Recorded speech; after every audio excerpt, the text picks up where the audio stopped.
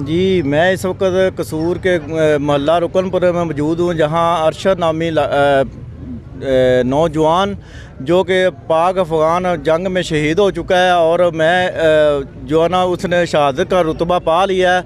और मेरे साथ इस वक्त उनके वालिद साहब मौजूद हैं, उनसे जानते हैं उनका क्या जज्बा है इस। बिस्मिल्लाहिर्रहमानिर्रहीम।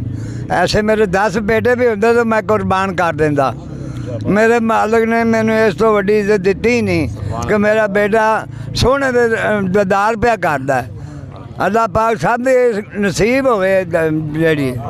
अल्लाह पाक मैंने हिम्मत दे, मेरा और पुत्र हो मैं भी दे देंगा, भर्ती कर देना। दुश्मन नूं ज़ेर कर देंगे।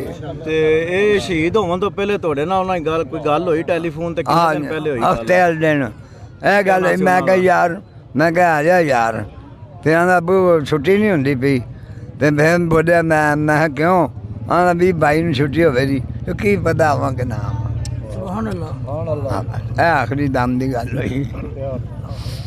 जी, ये आपने उसके वालिद की बात सुनी। उनका यही कहना था अगर मेरे 10 बेटे भी हों तो मैं मुल्क की खातिर कुर्बान कर दूं, अगर और बेटे भी मेरे हों तो मैं उनको भी मुल्क की खातिर कुर्बान कर दूंगा। पाकिस्तान के लिए मेरे जो है ना ख़ानदान में से कोई भी होगा मैं उसे जो है ना मुल्क की खातिर कुर्बान कर दूंगा।